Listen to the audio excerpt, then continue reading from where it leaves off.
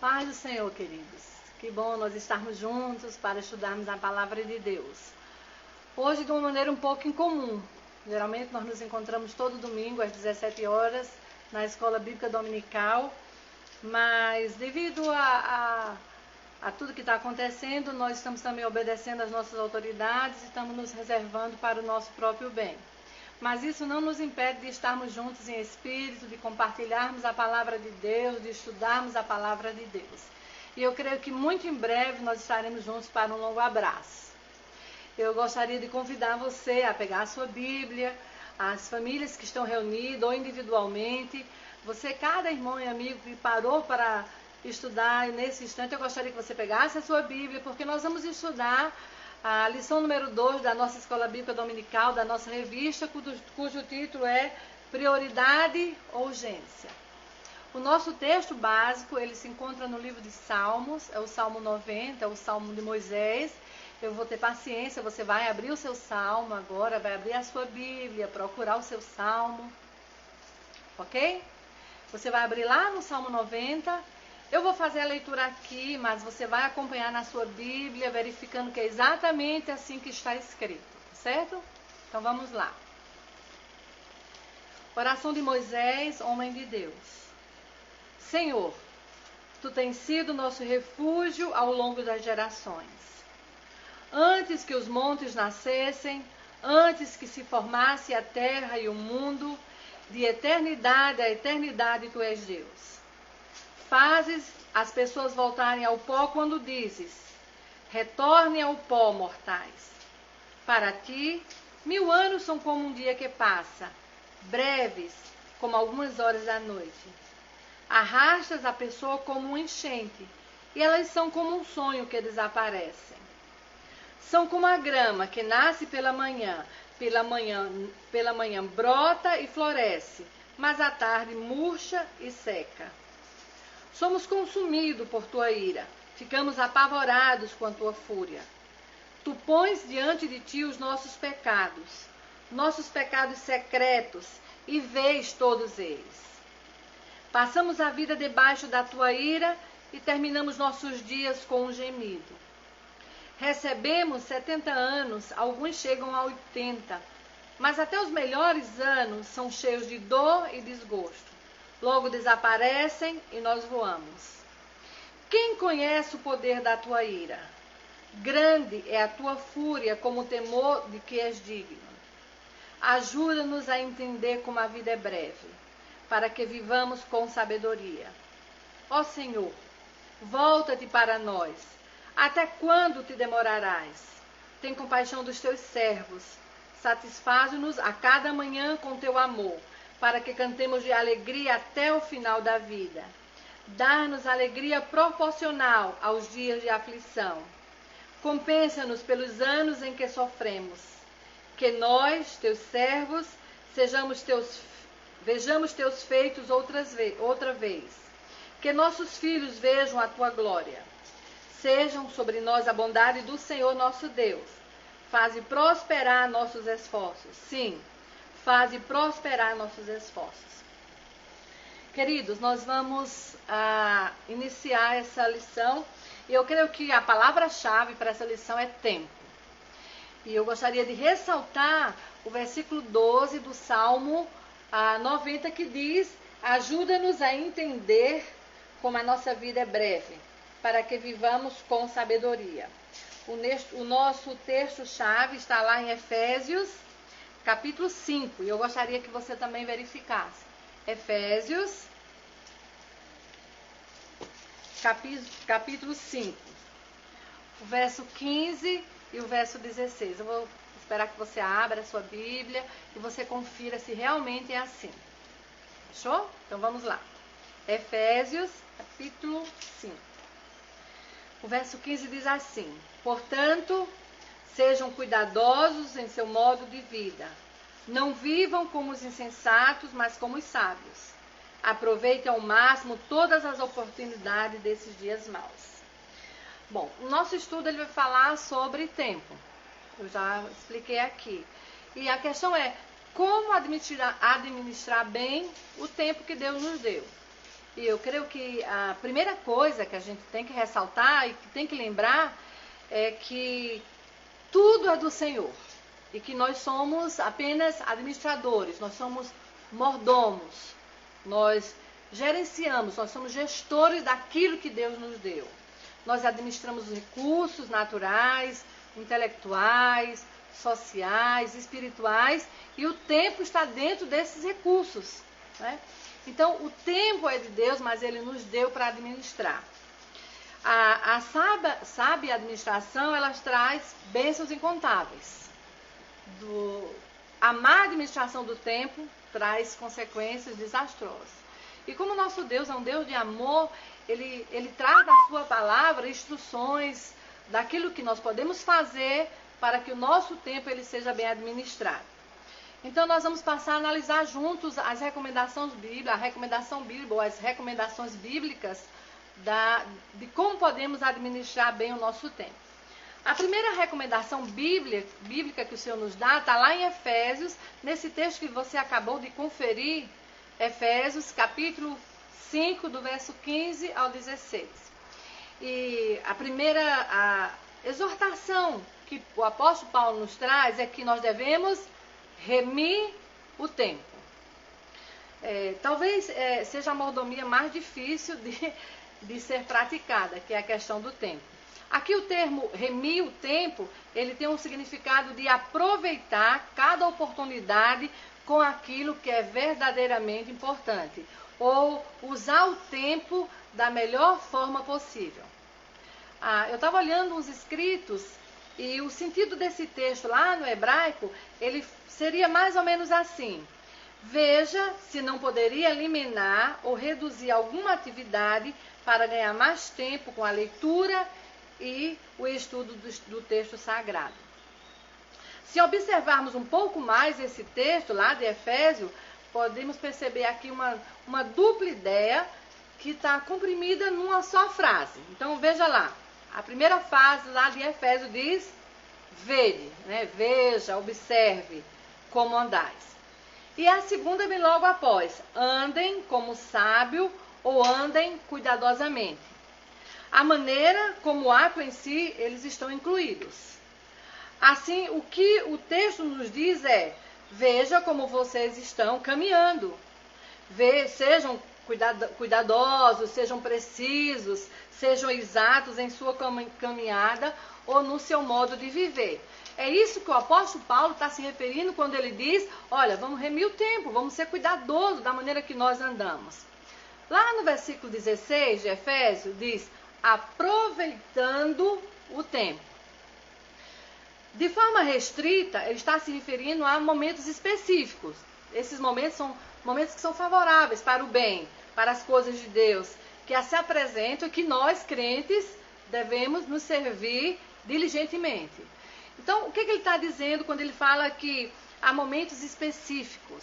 Ele está dizendo que há momentos que você pode e tem livre espontaneidade para louvar a Deus. Quando a gente se reúne na igreja, quando a gente se reúne nos grupos, quando a gente se reúne com amigos para louvar, para orar, para testemunhar, para dar ações de graça, são momentos específicos, irmãos, e são momentos que são propícios. Mas esse sentido, aproveitando o tempo, ele tem um sentido mais amplo. E aqui o autor fala que se refere a qualquer período de tempo, não período específico, que se deve remir, né? Remir o tempo de quê? Remir o tempo das coisas fúteis, né? Da vaidade. Então, eu posso muito bem ver o meu tempo, gerenciar o meu tempo de quê? Aquele momento que eu posso tirar para as coisas de Deus, sem ser o tempo específico, como você vai à igreja, o seu momento de devocional diário.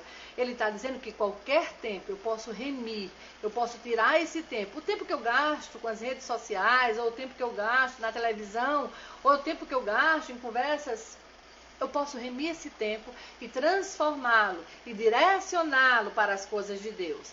Por isso que Paulo fala, aproveitando o tempo. Mas também a gente tem que observar que esse versículo, ele finaliza dizendo: porque os dias são maus. Os dias da vida em geral estão expostos ao mal. Então, se torna necessário aproveitar ao máximo as oportunidades. Além disso, há muitos dias especialmente maus. Perseguições, doença, desemprego, falta da saúde, são momentos que são especialmente maus. E aí, muitas vezes o cristão ele fica impedido de estar junto, de celebrar junto, de fazer algo para Deus. Então, por isso que o apóstolo ele nos chama para isso, irmãos. Nos chama para que nós possamos remir os tempos, para dedicá-lo a Deus, porque os dias são maus. A outra coisa também que essa lição ela vai trazer, que eu acho que é tão importante a gente parar para pensar, e agora você vai precisar abrir a sua Bíblia lá no livro de Colossenses, capítulo 4, o verso 5 e o verso 6. Eu vou abrir a minha Bíblia aqui e eu vou fazer a leitura, mas eu queria muito que você conferisse. Colossenses fica lá no Novo Testamento, você que frequenta, né, que é estudante da Palavra de Deus, que frequenta a escola bíblica dominical, já deve estar bem prático nisso. Então, Colossenses, capítulo 4, o verso 5 e 6. Todo mundo encontrou aí? Então, vamos assim. Nessa carta à igreja de Colossos, o apóstolo Paulo diz assim: vivam com sabedoria entre os que são de fora, e aproveite bem todas as oportunidades. E aí ele completa, olha, que suas conversas sejam amistosas e agradáveis, a fim de que tenham a resposta certa para cada pessoa. Algumas traduções falam que a sua conversa, a sua palavra, ela seja cheia de graça, ela seja temperada, ela tenha um sabor do sal. E é tão importante a gente analisar isso, porque vai servir para a gente hoje. Eu gostaria só de trazer aqui o contexto em que isso aqui foi escrito. Nós já nos referimos sobre o quanto é sábio nós aproveitarmos o tempo para Deus e para o bem. No entanto, agora nós precisamos entender para que fazer isso, né? O apóstolo Paulo, ele nos recomenda não perdermos a oportunidade para dar bom testemunho, para pregar o evangelho, para mostrar aos incrédulos que Cristo em nossa vida faz total diferença. Por que Paulo falou isso? Vamos pensar um pouquinho. Lá no primeiro século, os cristãos eles eram vistos com suspeitas, desconfiança e até desdém. Eles eram considerados ateus porque eles não acreditavam nos deuses gregos nem dos deuses romanos. E até alguns consideravam os cristãos como antipatriotas, porque eles não adoravam, eles não veneravam a figura do imperador. Alguns acusavam os cristãos de serem canibais. Por quê? Porque durante as festas, durante a ceia, os cristãos falavam da beber e comer do corpo e do sangue de Cristo. Além do mais, os cristãos também eles eram acusados de orgia, porque diziam que eles se reuniam para a festa do amor. Então, todas essas deturpações das crenças e das práticas cristãs proliferavam durante o primeiro século. E era muito importante que esses maus entendidos fossem esclarecidos. Daí a palavra do apóstolo Paulo a esses cristãos. Ele estava falando que, olha, vivam de maneira sábia entre os de fora e aproveite bem todas as oportunidades. É nessas oportunidades que Paulo diz, olha, explica, fala do que é seguir a Cristo, do que é ser cristão. E aí o estudo também, ele ressalta que essa recomendação não ficou lá para o passado, essa recomendação ela permanece até hoje. E aí o versículo 6, ele nos diz que a nossa palavra, a nossa conversa, ela seja agradável, ela seja cheia de graça. Eu vi uma frase que eu achei muito interessante, que diz assim, a menor folha do crente deve estar cheia da seiva do Espírito Santo. A nossa conversa, ela deve ser alegre, sem ser superficial. Ela deve ser séria, mas sem tristeza. Porque, afinal de contas, nós temos em nós a vida de Cristo. E essa vida de Cristo em nós, ela faz total diferença. Outra coisa também que o apóstolo Paulo fala, é que a nossa palavra ela tem que ser temperada. Ele fala até em questão do sal, do sabor do sal. A nossa palavra, as nossas conversas devem ter sabor. Sabor de quê? De sabedoria espiritual. Ela deve ser viva, ela deve ser sincera.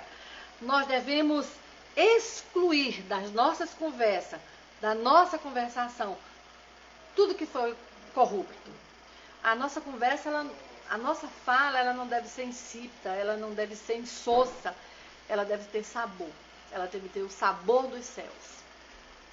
Os servos de Deus devem ter vitalidade e devem apresentar a marca da pureza, da salubridade e da perspicácia santa para saber responder a cada um de modo apropriado. Por isso que no estudo deste domingo, o apóstolo Paulo traz essas referências que está ligada ao tempo. A terceira coisa que o estudo ressalta, se você está com a sua revista, você vai ler lá no pontinho 2, alguma coisa assim, e se você não está com a revista ainda e não pegou a revista, mas você pode compreender que em relação ao tempo, há mais uma coisa, que fala sobre a incerteza da vida. E aí você pode constatar isso com 3 referências. Eu vou dizer a referência, mas eu vou me basear só por uma, tá bom? Você pode ver isso lá no Salmo 154, versículo 4. Você pode também ver lá no livro de Tiago, capítulo 4, do verso 13 ao verso 15. E você também pode constatar, e aonde eu vou me basear, é no Salmo 40, que nós já lemos aqui no começo. Então, nós temos nesses versículos, nessas referências bíblicas, algo muito notório que é a incerteza da vida. A vida, ela nos oferece infinitas oportunidades, mas alguns fatos, eles são inevitáveis. A morte é um fato inevitável. A partir do momento que você nasce, não tem como voltar atrás. A morte é algo que todos nós vamos enfrentar, queridos. Eu estava lembrando, teve um seriado aí bem antigo, e eu vou só ressaltar aqui, que eu achei muito interessante, que é o Alto da Compadecida. E uma das frases entre João Grilo e o amigo dele, né? O amigo dele, ele diz uma frase que eu fiquei pensando sobre ela. Faz algum tempo que diz assim: cumpriu sua sentença, encontrou-se com o único mal irremediável. Aquilo que é a marca do nosso estranho destino sobre a terra. Aquele fato sem explicação que iguala tudo que é vivo num só rebanho de condenados. Porque tudo que é vivo morre. Óbvio que nós estamos falando aqui da morte física. Porque quem tem Jesus não morre eternamente. Tem a vida eterna em Cristo, né? E a Bíblia, ela nos dá várias passagens, infinitas passagens sobre a brevidade da nossa vida, né? A fragilidade da nossa vida. Eu vou lá para Tiago, eu disse que não ia falar, mas eu acho que eu vou comentar lá Tiago. Vamos abrir lá em Tiago, vou deixar aqui aberto, capítulo 4, e eu vou lá no verso 13, e esse verso 13 diz assim, todo mundo aí encontrou? Dá para abrir a Bíblia agora? Vou dar só um tempinho, tá? Tiago, capítulo 4, verso 13 ao 15. Eu vou ler o verso 13 e 14. Diz assim: prestem atenção, vocês dizem, hoje ou amanhã iremos a determinada cidade e ficaremos lá um ano. Negociaremos ali e teremos lucro. 14. Como sabe o que será a sua vida amanhã? A vida é como uma névoa ao amanhecer. Aparece por um pouco e logo dissipa. Eu vou aproveitar e vou ler o verso 15. O que deve dizer é, se o Senhor quiser, viveremos e faremos isso e faremos aquilo, né? Tiago aqui, ele traz algumas verdades que é bem interessante. Primeiro, ele mostra que o homem ele tem aparente controle total do hoje e do amanhã. E isso não é verdade, irmãos.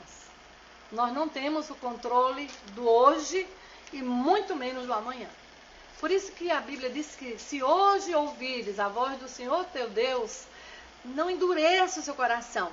Abra o seu coração para Deus. Você não sabe o amanhã. O amanhã é uma incerteza. E Tiago diz, olha, o homem não tem um controle disso aí. A outra verdade é que está lá no verso 14, se você puder conferir, diz assim, o que é a vossa vida? Isto é, quão passageira é a vida, quão transitório é o que temos. Até mesmo a nossa vida é um vapor. É a incerteza da vida. Moisés, lá no Salmo 90, se você pudesse ir bem rapidinho lá para o Salmo 90, o verso 4, o verso 5, eu acho que eu deixei marcado aqui, dá para a gente compartilhar. Salmo 90, tinha deixado marcado, vai ficar mais fácil. O versículo 4 e o versículo 5. Eu vou ler para você, mas você confere, tá bom? Para ti, 1000 anos são como um dia que passa. Arrasta as pessoas como num enchente. Elas são como um sonho que desaparecem. São como a grama que nasce pela manhã brota, floresce, mas à tarde murcha e seca. Mesmo que as pessoas vivessem 1000 anos, passariam como a vigília da noite. 1000 anos pode parecer muito tempo, mas não é nada em comparação à existência eterna de Deus. Né? A outra coisa que Moisés ressalta, queridos, está lá no verso 8 e verso 8 ao verso 10, eu vou ler. Que ele fala sobre, tu pões diante de ti os nossos pecados secretos, e ele fala que nós recebemos 70 anos, 80, alguns têm mais vigor, vão mais além, mas diz que tudo enfado e canseira. O objetivo aqui não é estipular um prazo máximo, né, de vida, de validade, mas é apresentar uma noção da brevidade da vida humana. Não importa quanto possamos viver, é inevitável que um dia passaremos para outra vida. É uma verdade. Está ligado ao tempo. A quarta coisa que é importante a gente ressaltar nesse estudo, que é a certeza da volta de Jesus. Essa aí é a certeza. Todo o capítulo 24 e o capítulo 25 de Mateus, todos eles, depois você tira um tempo, aproveitar que você está aí de quarentena, né? E lê na Bíblia. Eu sei que você já viu 1000 coisas aí, mas se você aproveitar esse tempo valioso que Deus está te dando para pensar nas coisas de Deus, orar e principalmente ler a Bíblia, irmãos. Aproveita, tira esse capítulo 24 e 25 para você ler. Ele vai falar sobre a volta de Jesus Cristo. E entre esse capítulo 24, lá, eu acho que verso 12 mais ou menos, o autor ele começa a falar da certeza da volta de Cristo primeiro. Porque foi o próprio Jesus quem disse que voltaria. Lá em João, capítulo 14, Jesus diz assim, e vou vos preparar um lugar, né? E quando eu for e vos preparar um lugar, eu voltarei outra vez. Então nós temos o quê? A certeza de que o nosso Senhor, ele voltará.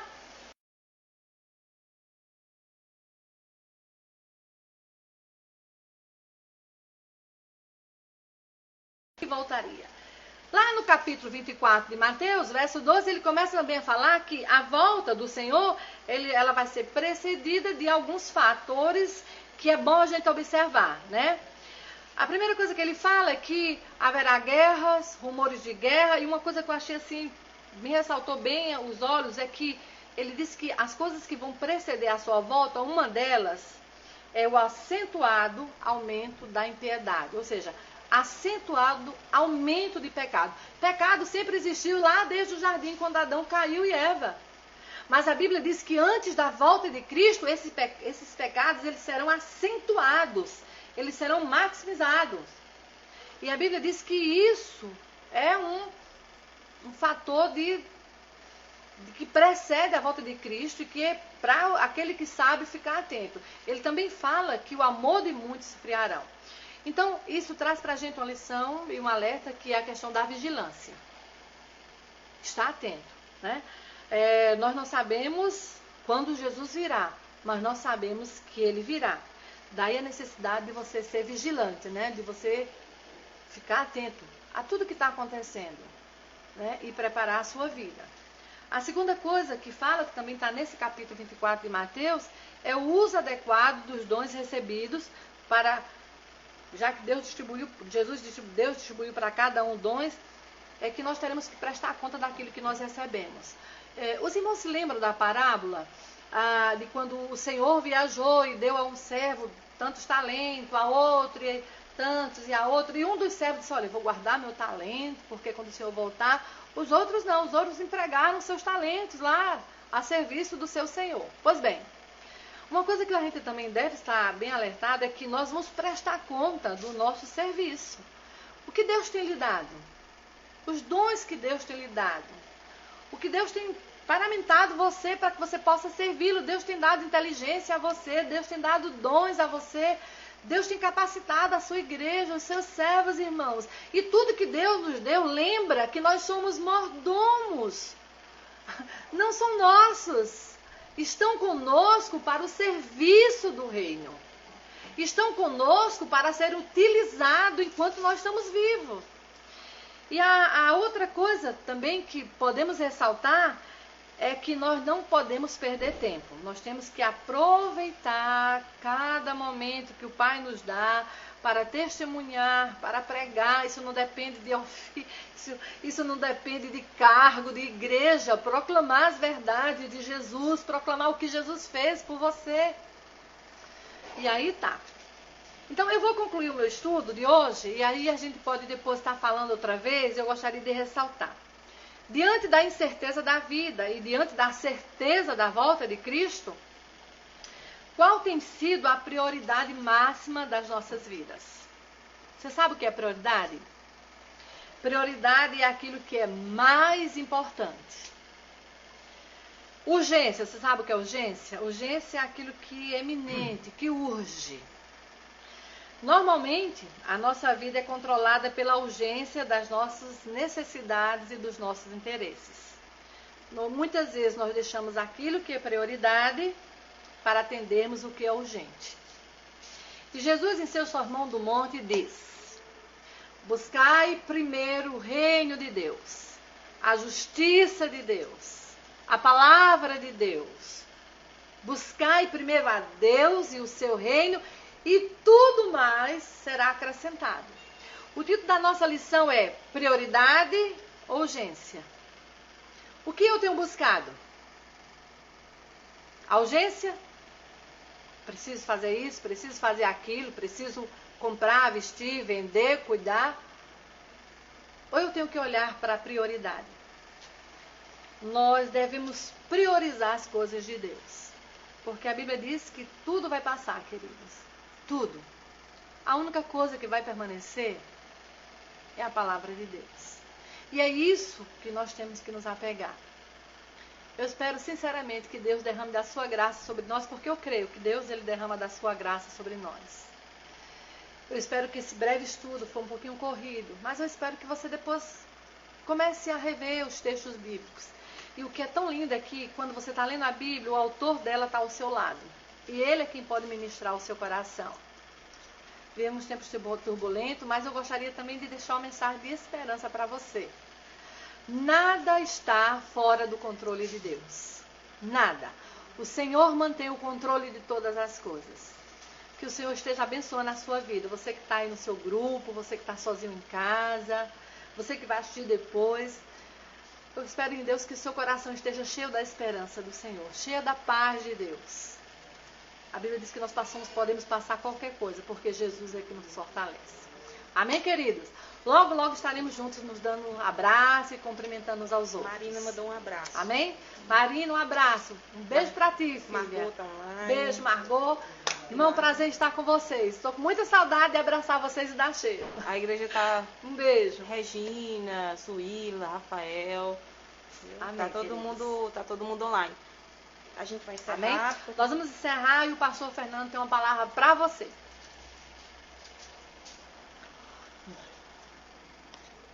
Consegui, né, Nana?